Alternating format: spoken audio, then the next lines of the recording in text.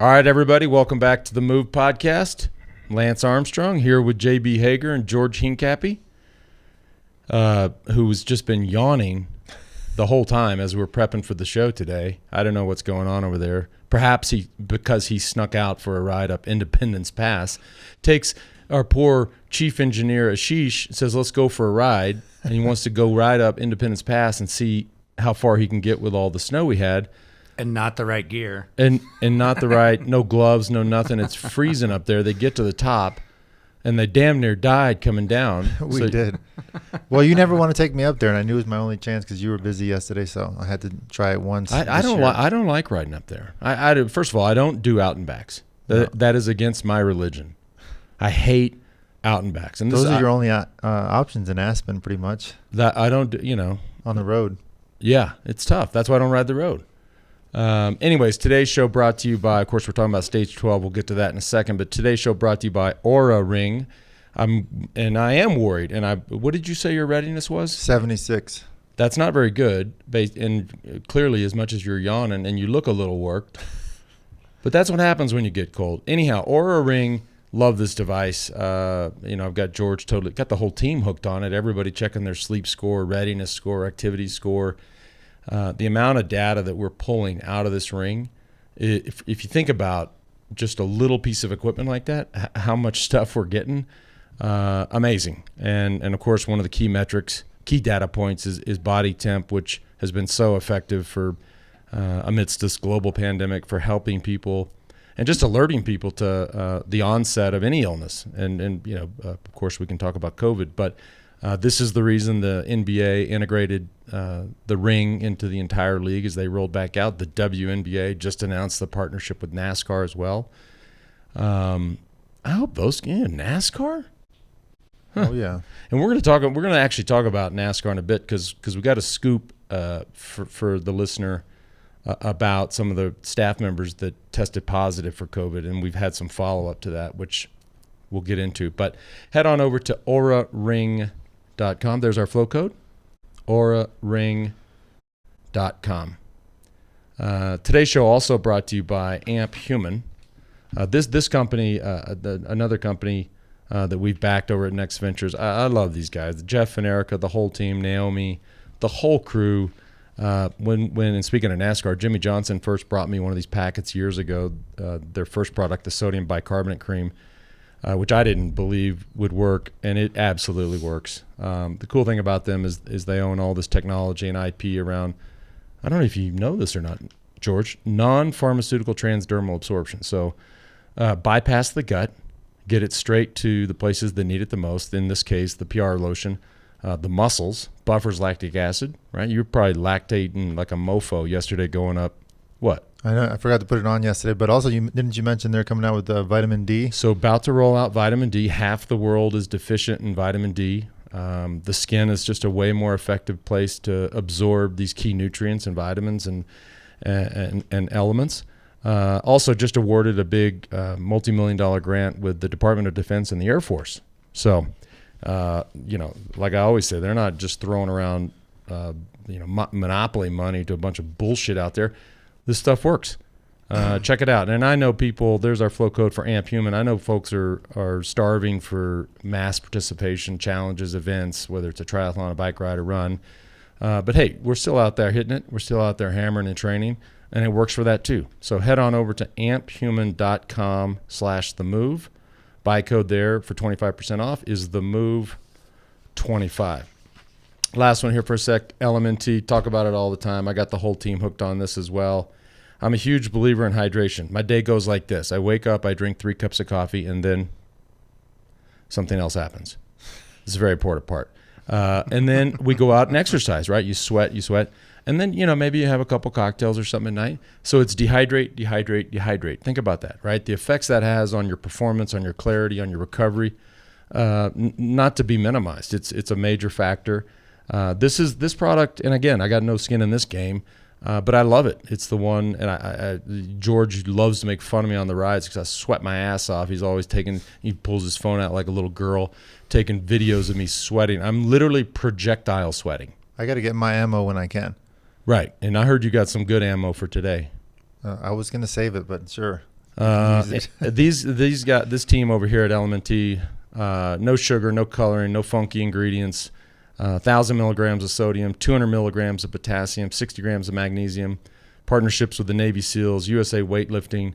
I just love this product, right? And if in full transparency, George, you found it. It is salty, right? And I feel like for me, that's the most effective. Cut it down. So now you probably cut one packet into 2 bottles. It's absolutely perfect. Head on over to drinklmnt.com/TheMove. There's our flow code, LMNT. Bunch of flavors as well. And if you don't like it, money back guarantee. And they say, if you don't like it, keep it, give it to one of your salty friends. So let's cue our good ami, mon ami Alain. We're talking about stage 12. Stage 12. Chauvigny to Saran-Corrèze. Oh my God, that's so fucking good. Chauvigny. What was it? You need to hear it I again. need to hear it. Let me give him that one more time. Stage 12. Chauvigny to Saran-Corèze. Saran-Corèze. Incredible. Hey, this was a challenging day. A couple things stand out for me, boys. 11,200 feet of vertical, right? So a day that's, I mean, it obviously looked like it was up and down. Man, the feet or the meters or the vert just piles up. We saw by watching the coverage just small, twisty, turny roads. You know, when that peloton is strung out 100, 150 deep, and you're going around these in small roads around these curves, you got to think about this. As they come out of the corner, the guys in the front are sprinting. The guys in the back are braking. Don't be in the back, right? Yeah. Not to mention, I mean, the average speed of the first hour of the race was 51.4 kilometers an hour. I mean, that is insanely fast. What I keep mentioning it every day, what we always miss at the start is how the breakaway actually goes, and that's some of the hardest parts about cycling in the Tour de France or in racing in general is how does the breakaway happen? And you saw today it was only strong guys up in the lead and very aggressive racing from the start. Well, I'll admit I'm always asleep when that happens, so I'm glad somebody tells me that happened, but it's not surprising. The other thing is what a win by Mark Hirschi. Like, if you weren't cheering for this kid today, then you don't have a heart or a pulse or a brain or nothing, right? Been close in 2 stages. You could almost, go back and he's close, right, to winning those 2 other stages. But what a move by him. He made the move. 22 years old. 22-year-old Swiss kid. And I think he knows Fabian Cancellara. At least that's what they kept telling us on TV. Definitely does. Fabian is a big mentor of his and has helped him along the way, and I'm sure he's at home super excited to watch him win his first stage of the Tour de France. The kid's smooth, right? When he looks so good on his bike. You see certain guys pedal and you're like, all right, this motherfucker is efficient. Like, he just looks good on the bike. Now, the thing and I say it every year, the Super Tuck, folks, I don't know when it's going to happen, and he had a couple close calls. I hate the Super Tuck, all right? But boy, is he fast downhill. He was like a damn missile. And locking the rear brake up on occasion. Right. Yeah, Frightening. He got to the top of the last climb with 27 seconds, and by the time he got to the bottom of the descent, he had 50-something seconds. So he put 25, 30 seconds on these guys that are also very good descenders just on that one descent alone. Yeah. Apparently came from the mountain bike. So anytime you hear that, guys have some skills, right? It's not – he was going close to 50 on these small, bumpy roads. And that's the other thing we didn't talk about is the pavement condition and surfaces in the middle of France is terrible, right? And so but he's just hauling ass in the Super Tuck and obviously incredibly motivated. I'm happy for him. That was a hell of a win. I know they kept referencing his Sunweb 3-year contract. Is this the 3rd year of that? That I'm not sure of, but I mean, I'm glad you mentioned Sunweb. Talk about a team that has lost some of their big players. They lost Demoulin. Just recently, they lost Bling Matthews. Yep. And they're not even fazed by that. I mentioned it early on in the week how right now they have the best lead out train in the sprints. They haven't won a field sprint, but they have the best representation in the final 2 kilometers. Today they made the move, obviously well-planned move with 3 of their guys, not just 1, 3 of their guys. Made the attack there on that second to last climb, got away, and then Hirschi just rolled away from everybody else. They clearly had that planned. Quick Step, I believe, made a big mistake by not going with that initial jump. I mean, they missed that move and tried to catch back up, but it was too late at that point. You know, as we say in Texas, I mean, sometimes you go from chicken salad to chicken shit, and they're working their way back to being chicken salad. Oh, definitely. They have not been phased, like I said. Did you know you're from Texas? You know we say that, right? I do. Yeah, I've heard that. It's just funny to hear. Yeah. No, that's the hats off. I'm just them. laughing in my head. We're teaching Europeans these Texas phrases. Yes. Maybe we can integrate that into the show. I have a lot more. And not only that, but now we got to start talking about, which I know you hate, Lance, is the other jerseys in the bike race. The green jersey, the mountain jersey, which now Hirschi is in second place overall in the mountain jersey. The current mountain jersey holder was in the Gruppetto, probably 25, 30 minutes behind. Shocker. So what we're seeing, especially in a day like today, is the battle inside of the GC battle. There's so many other battles going on, and teams are able to use this to their advantage tactically. And you'll see all these new races starting to pop up throughout the stages coming up. You guys know I'm not a fan of this whatever the format is for the polka dot jersey, and you know, evidence today as he's in the Gruppetto almost immediately. And I don't want to criticize this young rider in the jersey. I just think there needs to be a different way to score the competition. Now the green jersey, I don't know. I mean, and maybe I'm just being an asshole about this, and probably I am, because I'm an asshole about a lot of things, and just selfish. You know, I just always felt like all these tours that we did, I mean, I never had the polka dot jersey or never won but I always felt like I was the best climber in the Tour de France. I would be surprised by that. You were probably in the polka dot jersey at least once in your tour career. I said won the polka dot jersey. Okay, won. I didn't say at where. The finish. Okay, so, but it just feels like, and look, this is all probably for nothing, because it's starting tomorrow, and we'll get into this. I think that'll change.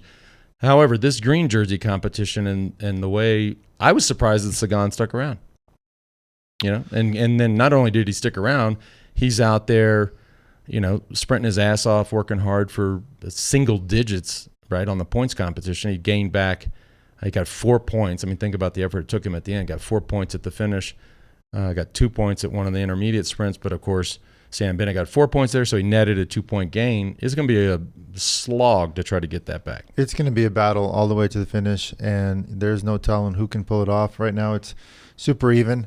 What I will be surprised, though, now is not that if he's going to finish the Tour de France, is if he'll finish the Giro d'Italia. I mean, it starts a week and a half after the Tour de France finishes.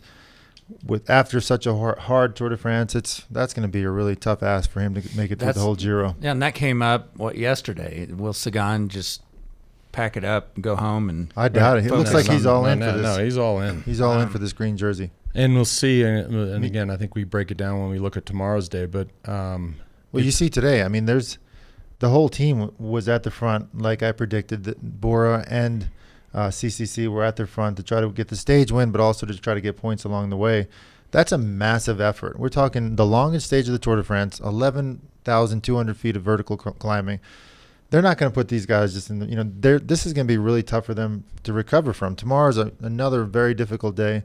So clearly they're all in for the green jersey, and they got some points back today, but at what cost is the question. Right, exactly. Hey, I got a funny story for you all just before we get back into this stuff. So as you know, as I said yesterday, I was going to go swim, and I haven't swam with the Masters team here. And I fucking love this story. I've never swam with the Masters team here. I used to swim with the kids team, and I swim in this pool over at our rec center a lot. But first trip with the Masters team here. And so, and I hadn't swam in months, so I don't jump in too much. I typically, first day back, I'll do 1,500. I knocked out 2,500 just because I felt good. But as I'm getting out of the pool and walking back or just leaving, there's an older gentleman a few lanes down. For those who wonder, I was swimming lane 1. That means the fast lane. So I'm walking out, and there's an older gentleman a few lanes down, and I'm just minding my business. He says, "Hey, Lance." And I was like, "Hey." He goes, "See you in the douches." It was so cute. That's I was like, "My man." I've heard people say that to me at the airports, too. It's hilarious. I love it. See you in the douches. Thank you, Eki, for giving us that one. But yeah, what do you got, JB? What? Well, before we get into our predictions for tomorrow, a couple other things we wanted to revisit.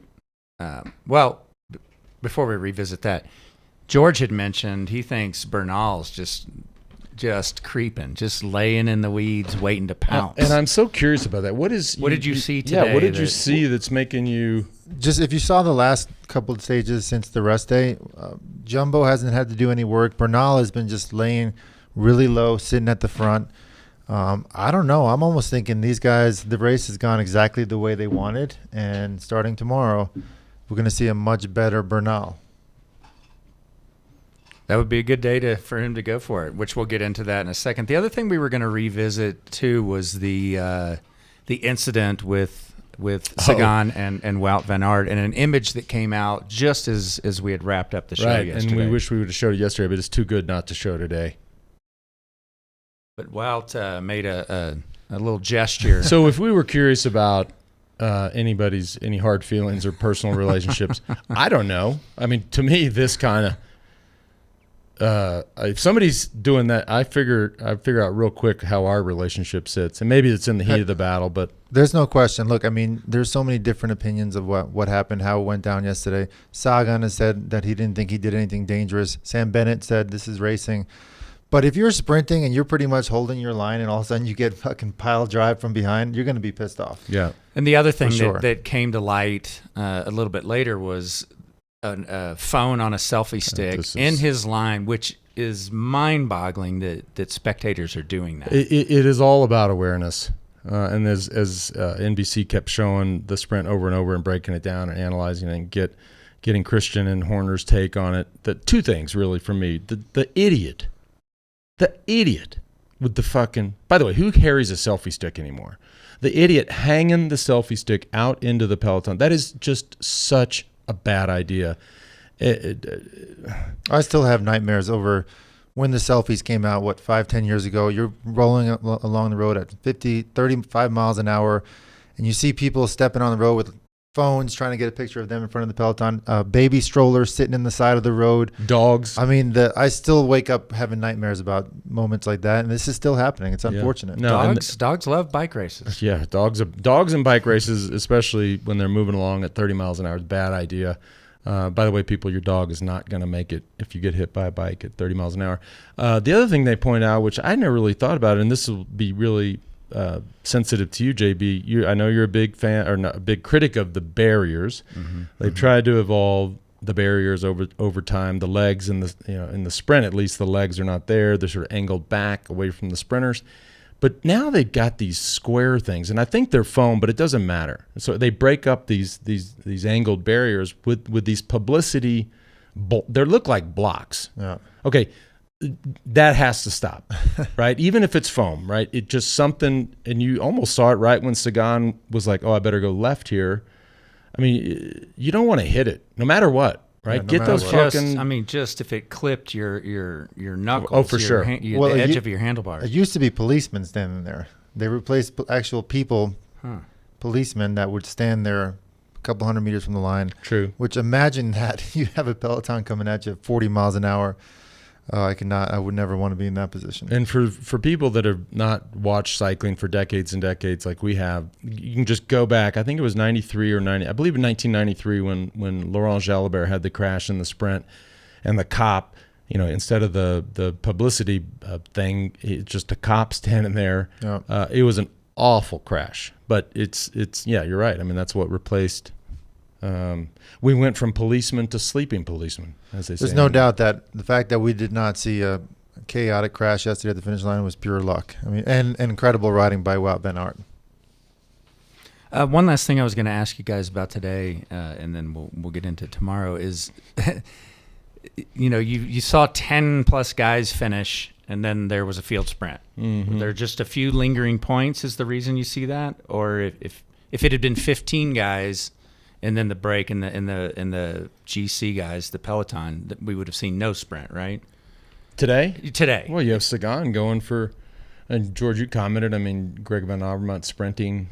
Yeah, I wasn't sure why Greg was sprinting, because I think it was for 12th or something place, but clearly Sagan was trying to get points.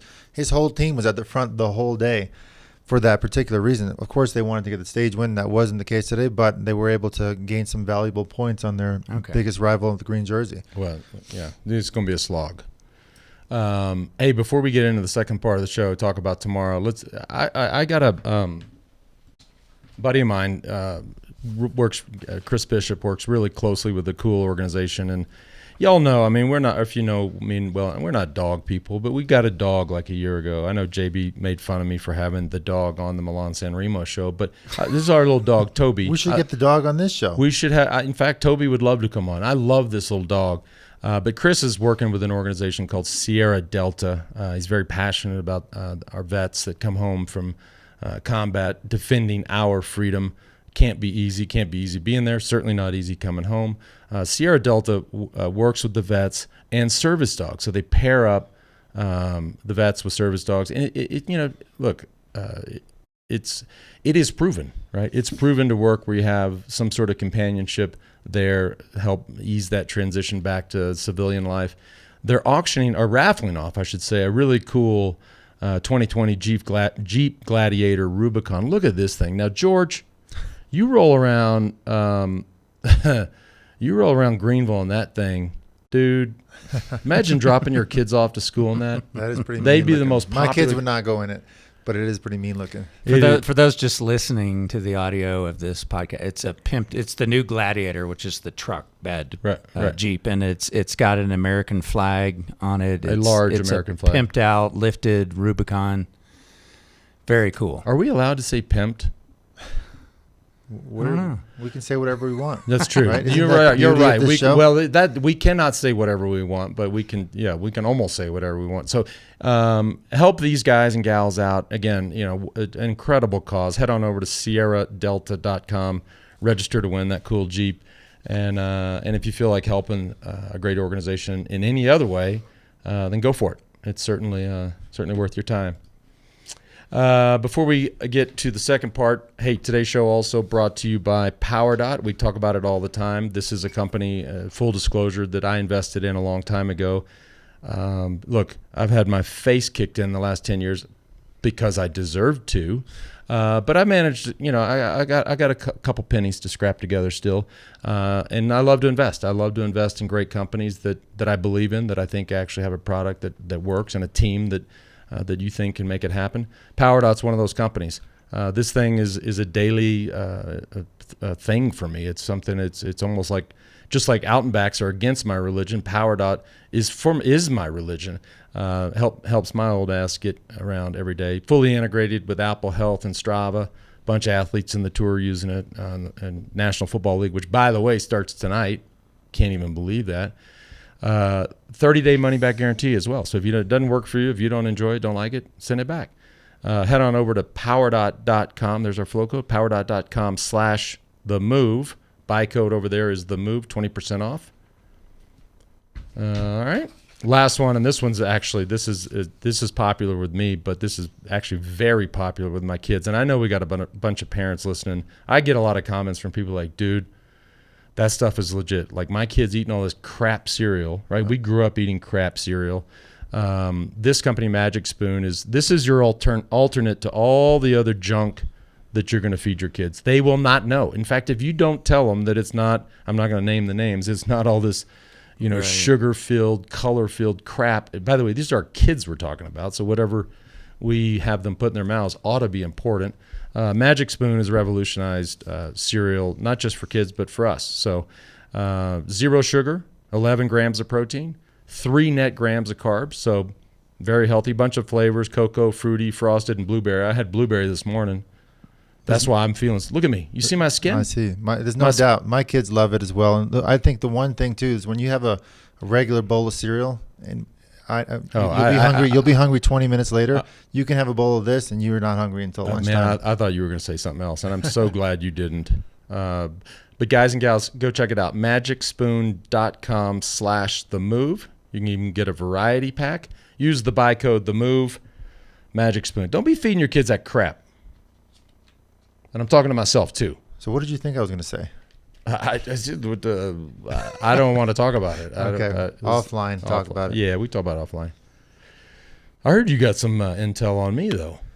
Well, I was going to save it for the actual day, but apparently I've heard from a good source, from your lovely partner, that you actually have booked your mani-pedi for Tuesday, and I'm going to go there and film it, and hopefully, I don't get mind. that up on the you know what? socials. You take a look at these heels, right? As much as I've been I doing think these. I think once they're finished, filing down your nails, they should paint them polka dots just for our listeners. Did you? This is unreal. I mean, but yes, I don't know what I'm ahead of you. I'm ahead of you. 10 years ago, if a guy said he's getting a mani-pedi, I would have like, this guy, what a wuss. 10 years ago, last year, you made fun of me for getting a facial.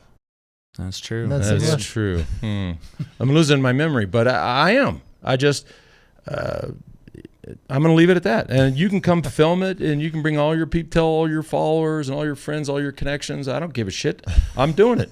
I need it. All right. And we live in a dry climate up here. I think that's part of the problem. Like if I lived in Austin, it's more humid. It might not be. Whatever. I'm doing it, and I can get you an appointment too if you'd like. Everybody's speechless. This is amazing. I'll comment on that after. Oh my God. Let's dig into tomorrow. Yeah. Tomorrow, the bike race is about to get interesting. I actually thought today was amazing, but we're done pretending now. This shit's about to get real. Oh yeah. Today was real. It was super aggressive, very hard. But here we go. Tomorrow, I'm going to be super excited to turn on the TV in the morning and see what's happening, because there's going to be all-out attacks from the start. I'm trying to get Higgs to get me the list of the actual teams that have not won stages, because they're starting to feel the pressure. They're in the latter part of the last half of the Tour de France.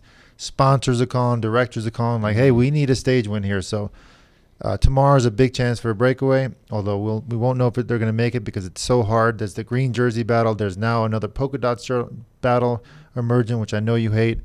And then, of course, the GC favorites. This is going to be a huge test of who's got it and who doesn't, and so who's recovering and who's ready for the final week. Right. 2 Category 1s, 3 Category 3s, 2 Category 2s, one of which has a time bonus on top. And thank the Lord, they're actually finishing on top of the mountain. Mm-hmm. Okay. Now we start to see a different dynamic, right? This is about time. It's about time. Yeah, this is going to be super aggressive either way, with a breakaway or even without a breakaway. If the GC riders are not going for the win, they're still going to be trying to test their rivals and be attacking and try to get valuable time. Hey, look, the GC is still separated by under a minute. No, it's first just, 4 or 5 guys. It's anybody's bike race. Anybody's bike race. And thank you, Mark, for sending me. There is actually quite a big list of teams that have not won a stage. Ineos, of course, they're in there for a different battle. Bora is now battling for the green jersey.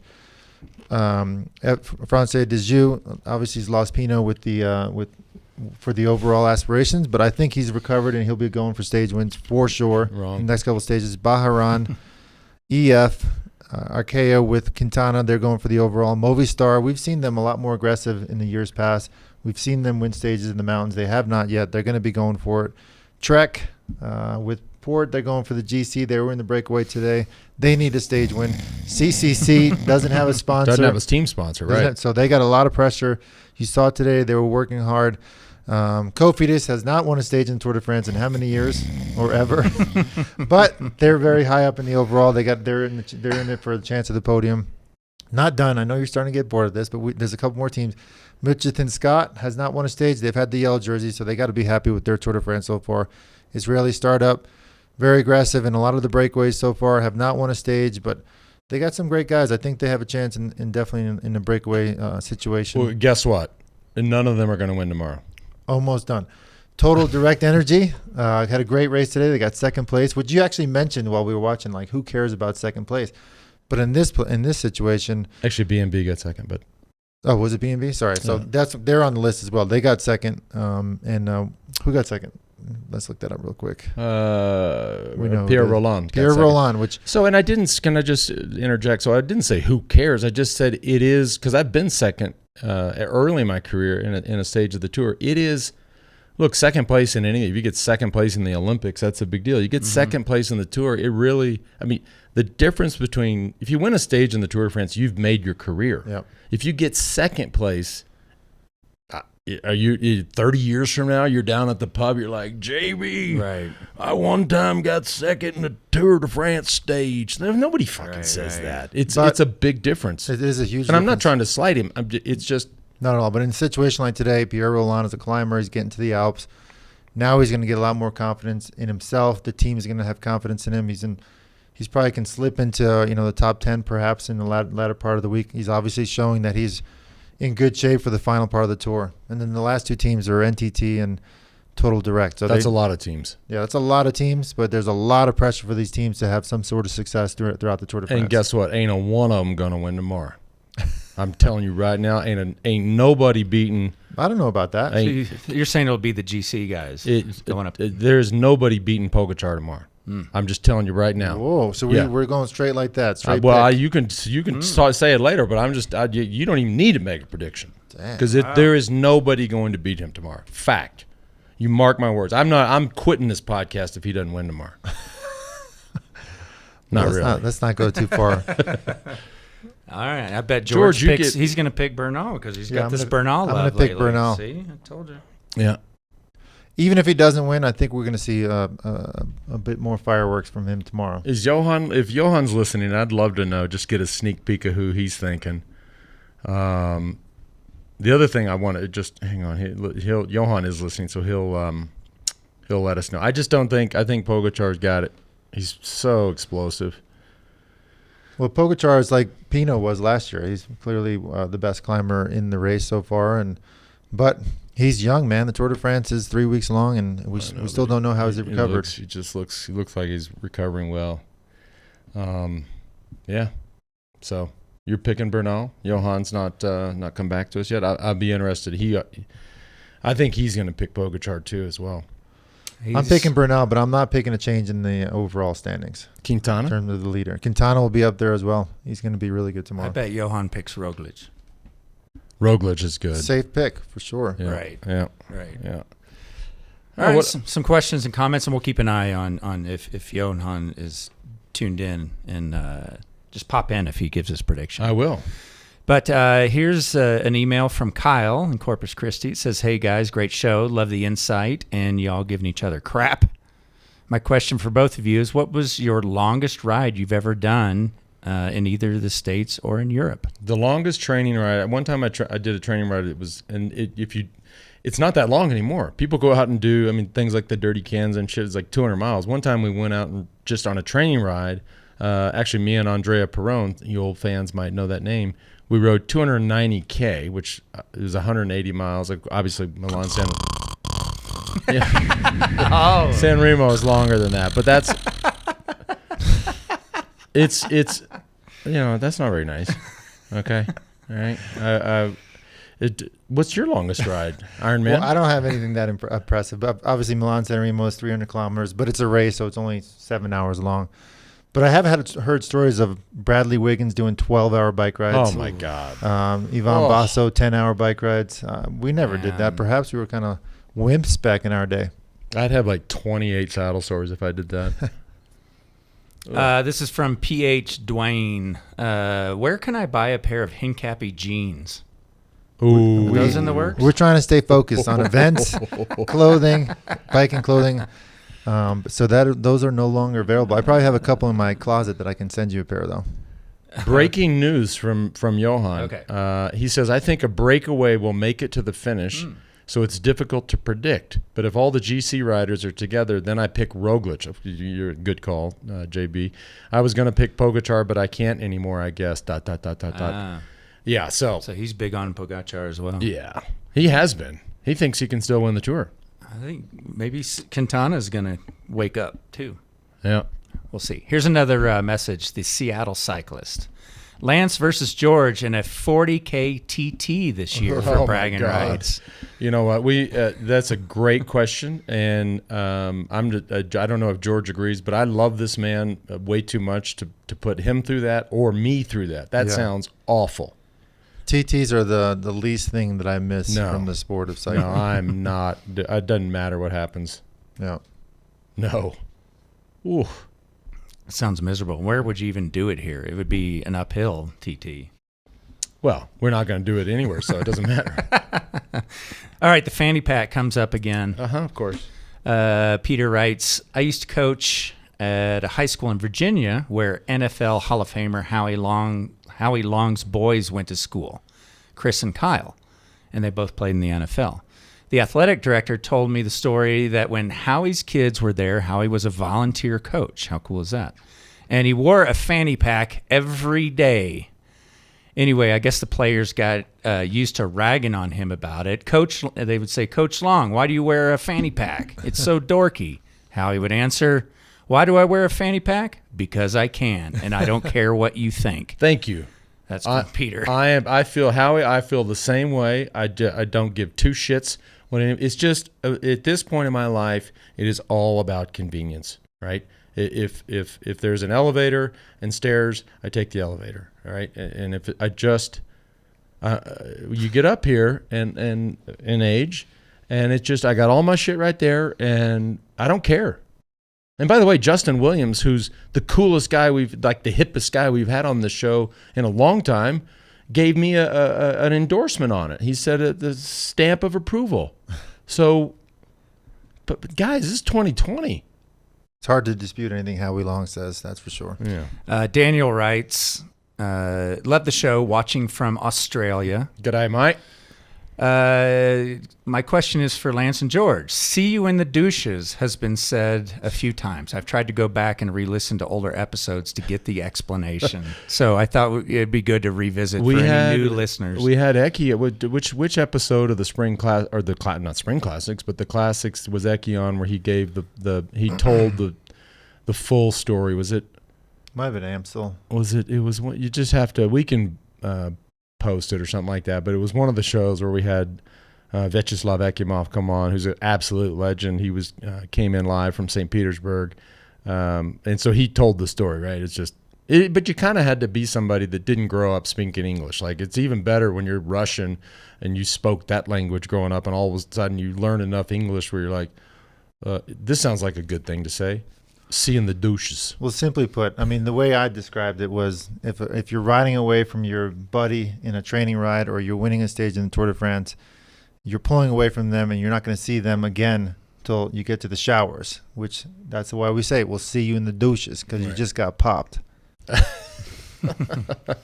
Here's another one from Ashek. Greetings from Bangladesh. Wow. How cool is that? Where is that? Cool. Well, he put in parentheses, Lance, if you don't know where it is, just Google it. I would, yeah, that's what I do. Bangladesh. Enjoy the show very much. Good job, all three of you. I have a question to both Lance and George. For the last decade, we have seen dominance of Team Sky Ineos, but now the scenario is changing. Other teams are getting stronger. Froome and Thomas are moving out. Do you think Ineos can keep their dominance? Thomas is moving out? I haven't heard that. Well, moving, you know. They put him by the wayside. He's not leaving the team per se, but he's, they might be putting him out to pasture. Oh, I don't know about that, but go ahead. It's a great, it's a great question. And if you just watch this Tour de France, you couldn't argue with that. But that happens in all sports, right? Teams. What happens is obviously teams are motivated to catch up, but riders change teams, and the practices are best practice. Whatever this idea around marginal gains, it doesn't stay a secret, right? And so clearly Jumbo-Visma, and by all accounts, is a very scientific team, approaching it from a very scientific perspective, whether it's training, recovery, racing. As we said, a week ago, Mr. Momentum done changed his address, right? And so they've got the Mo. Now, that can go back the other way. A big win by Bernal tomorrow, and all of a sudden they're all sitting around the dinner table going, all right, motherfuckers, who's got the ball now? Yeah. Mm-hmm. Right? This is the Tour, so anything can happen. It can totally happen that way, but the lead-up has been a lot different than what we've seen in the past. The dominance by Ineos has not been there. So it's just, I think it's making the Tour much more interesting. How much of that dominance is financial? A lot. A lot. They have endless resources. And maybe not the delta or the difference between Ineos and Jumbo-Visma. I don't know if Jumbo-Visma has an endless budget, but if you compared those two teams to whatever these other teams, these Direct Energy or something like that. Yeah, these things that don't more than double the budget. Way more. And they have a tight budget, so it makes a big difference. All right. Yeah. If you have questions or comments, send them to THEMOVE at wedo.team or leave them on YouTube or Facebook. And last thing, I just thought it was so cool to see Hirschi, first of all, win. I mean, he deserved it. The kid's been fighting his ass off, which I just love to see. But how good did he look in those Roca Matadors? He looked great. I thought we were going to pull up a slide of some of the emotion he was showing. There we go. Look at this. Wow. Winning first stage of the Tour de France, guys, is nothing better than that as a professional athlete. So there you go. That's the reaction. That's it, man. And that's as real as it gets. And having been close, again, this is my point. Been second twice. He goes at home or goes back to the hotel and he's like, dude, what do I have to do? What am I doing wrong here? Where did I make a mistake? You could look at the stage in Nice. Did he start that sprint in the wrong gear? Did he start too late because he was coming on Alaphilippe? You could look at the stage a few days ago where should he have sat up earlier, gone back to that group, just sat on, saved his legs, still won the sprint. So you look at all these things, and you're like, where am I screwing this up? And when you finally get it right, that's what it looks like. And that's what it's supposed to look like. Absolutely. And I think he knows Fabian Cancellara from what I hear. Maybe got his autograph one time. And maybe he even grew up in the same town. Who knows? But this is a kid to watch for the future. So, hey, thanks for tuning in. I think, in terms of GC stuff, this tour starts tomorrow. Let's go. Vamos. Vamos. Oh, and George has a gravel race coming up. Check it out. Let's go ahead and establish something. We're here to have fun.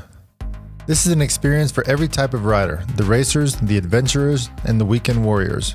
But that also doesn't mean you can't prove yourself over the 77 miles of test your metal, be it steel, aluminum, or carbon fiber. One with nature, gorge surrounded. Gorgeousness. The Gravel Fondo Hincapie takes our family's love for cycling into the wilderness, allowing riders of all levels to challenge themselves over 3 unique distances. The Grand 77, epic. The 45-mile Medio Adventure, and the Piccolo, an approachable 16 miles that still boasts fun, winding gravel roads with just enough of a challenge. Join me and the rest of the Hincapie crew. Sign up now. Because any distance you pick, this is going to be one heck of a ride.